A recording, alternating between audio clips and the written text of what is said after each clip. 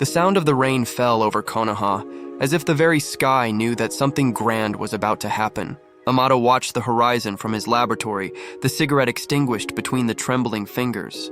The flame of his obsession burned for years. Each reconstructed cell, each line of genetic code that he typed, all that was for her, his daughter, or at least, it was what he wanted to believe. "It is ready," murmured he, staring at the capsule before himself. Bluish lights pulsed around the chamber, and inside it, a feminine body floated in suspension. The young one had long silver hair and a circular mark on the forehead, a symbol that Amado still did not comprehend completely. For everyone, she would be only Delta reprogrammed, or a replica of the lost daughter, but Amado knew that there was something much older, much more dangerous. His heart beat out of rhythm. "Finally, I will see you again." With one touch, the chamber opened. The young one fell to knees, breathing deeply, her eyes slowly opened. An intense lilac brightness took over the room. "Father?" whispered she with a soft voice, but with something. Wrong, a double echo, as if two consciousnesses spoke at the same time. Amado fell to his knees, moved. "Yes. It's you. It's my daughter. It's my Amahara." But before he could touch her, something changed. The aura around her expanded violently, and all the laboratory began to tremble. The lights flickered, the technology distorted itself. A spiritual, no, divine pressure took over the environment. "Amahara?" called he, frightened. The young one raised the head, and in that instant, her eyes became the starred void of the cosmos. "Amahara? What name is that?" "I am Otsutsuki Srana." The air broke in silence. Amado took one step backward, the terror stamped on the face. Srana stood up calmly, each movement revealing a presence as serene as lethal. "You," said she, the voice now firm and reverberant, "used fragments of my sacred DNA, kept in the lunar ruins." "What audacity, human! No! I only wanted to bring you back. Save my daughter." Srana looked at him with a cold look, but for an instant a spark of compassion crossed her eyes. "Then you used me and loved me." Without knowing who I was, the ground trembled. Luminous lines appeared on the walls, ancient seals, wasted, reactivating themselves. The seal that imprisoned Srana for millennia had been broken, and with that, the balance of the world began to collapse. In Konoha, Boruto felt first. An intense cold ran down his spine. His Jogan shone by reflex, revealing distortions of chakra on the horizon. "Kawaki," murmured he, "do you feel that?" Kawaki, already in partial karma mode, looked to the sky that now sparkled with fragments of broken space. "Yes. It's Amado's chakra, but there is something. Much worse, the air ripped in a deep sound. From the center of the village, a dimensional rift opened, and Srana emerged floating over the air, like a goddess newly awakened. Her silver hair moved in waves, and behind her, a circle of 10 black orbs rotated slowly, each one containing fragments of a destroyed planet. "Humans," said she with voice that echoed through all Konoha. "How many eras have passed since I abandoned this plane?" No one answered, only the sound of the wind cutting the flags of Konoha. Boruto and Kawaki appeared side by side before her. Two young ones marked by karmas, by crossed destinies, one representing hope, the other control. But at that moment, both felt the same thing: fear. "You. Who are you?" asked Boruto, activating the blue karma. Srana smiled. "I am the beginning and the end of the Otsutsuki, the seed that generated the power that you carry. I am the living memory of when the gods walked among the stars." Kawaki clenched the fists. "Then it's you, the guilty one, for everything. For this damned cycle." Srana looked at him with curiosity. "Guilty? No, child. I am the cycle." And before Boruto could react, she raised the hand. A pulse of pure energy swept the village, destroying towers, tearing the ground. Boruto jumped forward. Activating his Jogan, the eye shines intensely, creating a dimensional barrier. The impact was contained, but barely. Boruto fell to knees, blood running from the nose. "This is impossible." Srana approached slowly, the feet not even touching the ground. "Amado freed me. And now, I will fulfill what was interrupted. The harvest of life in this world. Amado, trapped among the debris, watched horrified. He never wanted that, but it was too late. Srana, please, stop. She looked at him one last time. You called me daughter, but I never was yours. Still, for this foolish feeling that awoke in me, I will spare your life. For now. And then she disappeared in a flash, teleporting herself to the sky over Konoha. A circle of energy began to form, a cosmic portal. Absorbing the chakra of the earth, Boruto and Kawaki looked at each other. We have no choice, said Boruto. If she completes the ritual, the entire planet will die, Kawaki nodded. Then it's time to go beyond karma. The two activated simultaneously their seals. The marks spread until covering all the body, but something new happened. The chakra of the two began to resonate in harmony. Blue and red, light and shadow, hope and sacrifice. A field of energy expanded between them, and for the first time since the beginning of the cycle, two bearers of karma united their forces instead of opposing each other. The ground cracked. The air vibrated. Boruto shouted, Kawaki, let's show what we are capable to protect. And both advanced toward the goddess who defied the very destiny. The sky above Konoha broke in fragments of light. The chakra of Srana distorted reality, and the horizon bent under her presence. Buildings trembled, mountains folded, and the air vibrated as if the entire world were about to collapse.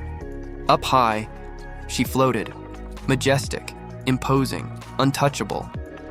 Her 10 orbs rotated behind her like living moons, each one pulsing with energy of worlds she had already destroyed.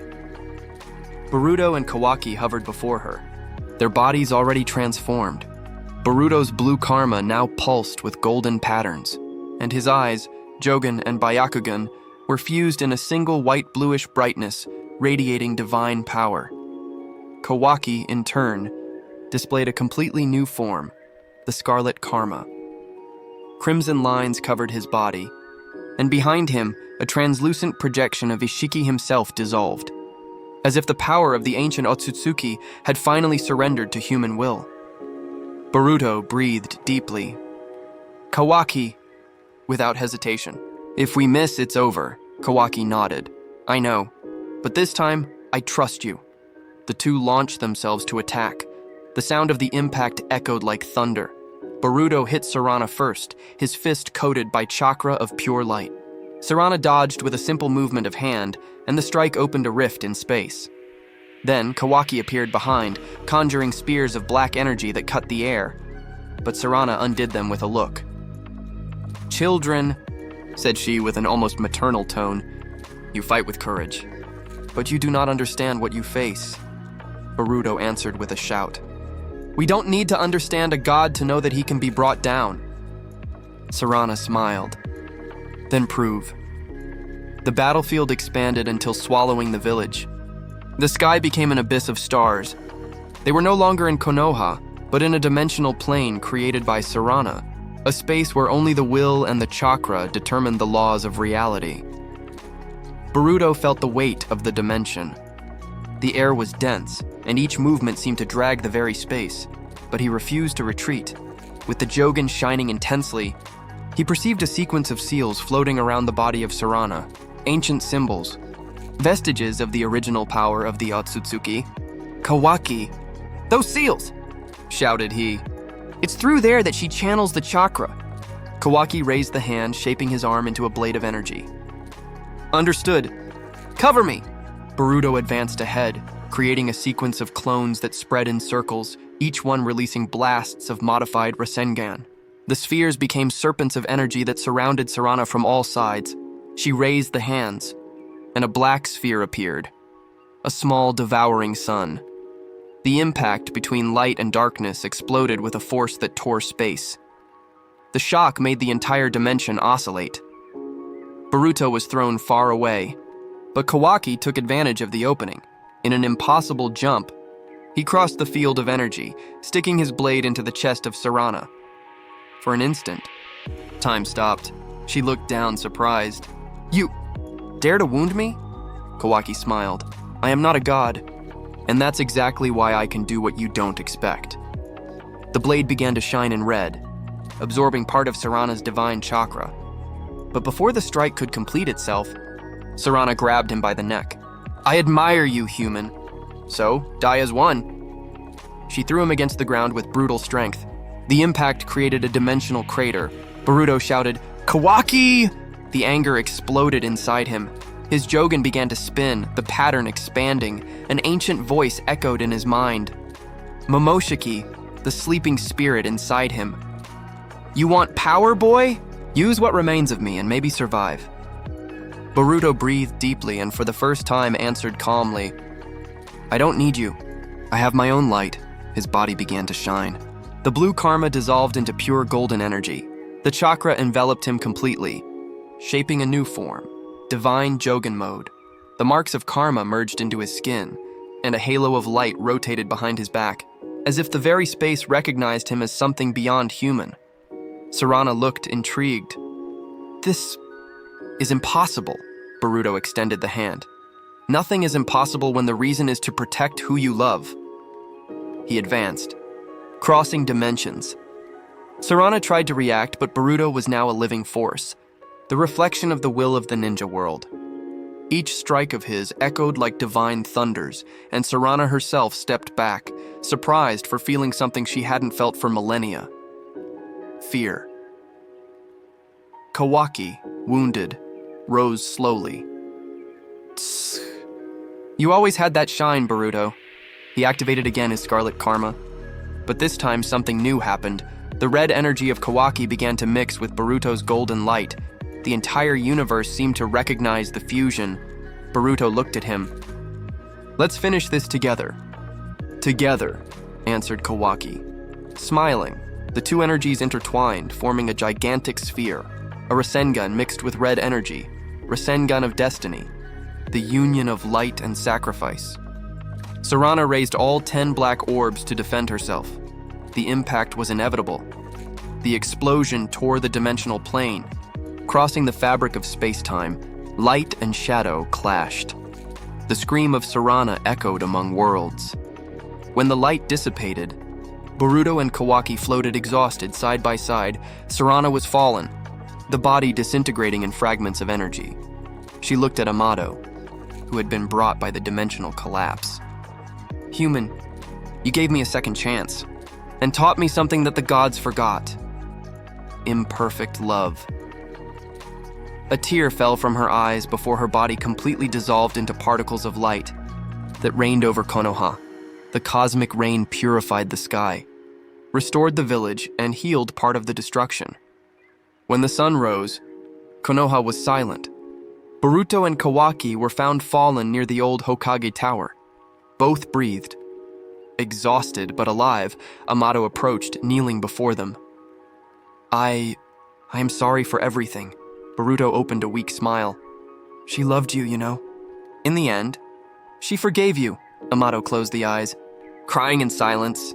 The wind blew light, and petals fell from the sky days later. Konoha rose again. The Hokage summoned a ceremony to honor the two heroes. Boruto and Kawaki, side by side, watched the reborn village. The bells rang, and the children played without fear. Kawaki looked at the horizon. "Do you think this is true peace?" Boruto smiled. "Peace is never perfect, but as long as we have courage to protect who we love, it exists." The sun set slowly. The golden light reflected on the faces of the two young ones who had transcended the destiny of the gods. Boruto and Kawaki, united not by karma, but by bonds Otsutsuki Srana had departed, and with her, the cycle of destruction was born a new future for Konoha, one where power was no longer a burden, but a promise. And so under the tranquil sky of the village, echoed the last sentence of the narration, the gods fell, and the humans learned to fly. Subscribe to the channel and activate the notifications to continue following all the videos.